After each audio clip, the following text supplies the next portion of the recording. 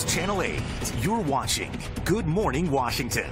It's 8:24 here on your Thursday morning. President Trump announcing a plan via Twitter that reversed a still under review policy initially approved by the Defense Department back in 2016. The policy would have allowed transgender individuals to openly serve in the military.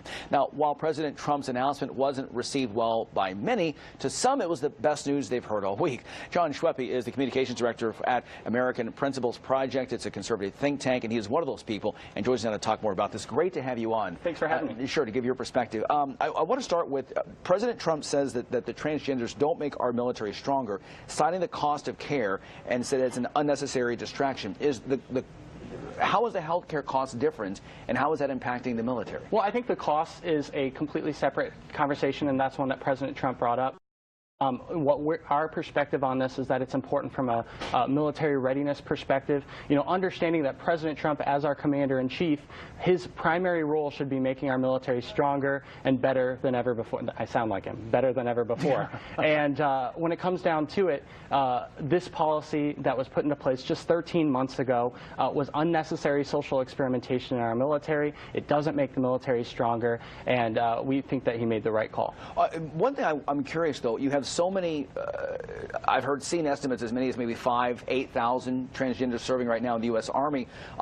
Do those people now leave the service? So I think that's something that's still being worked out, and this is one of the problems with tweeting something out instead of talking about it as a hard policy. But they can get through maybe having a plan. Right. But the reality of it is that those people that will be discussed, I don't think that necessarily that they'll be taken out of the military or anything like that. What this is about new recruits, and it's about what can we do to make our military stronger. When it comes down to it, the military is not your liberal arts college. Social experimentation at that level, that's great, but our military's job is to defend the very freedoms and liberties we're talking about right now, and we need to make sure that the military is in the right situation to win on the battlefield. Playing devil's advocate here, and this is one argument I heard a lot yesterday and even again this morning at different things I'm reading and I'm hearing about.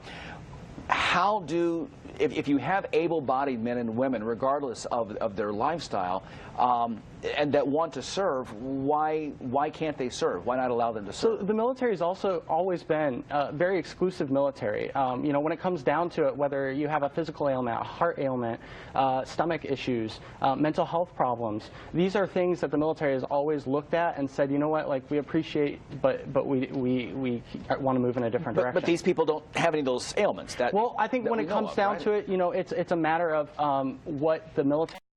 And President Trump talked with generals and military advisors, and this is the decision that he came to, and I think that he made the best decision going forward. Okay.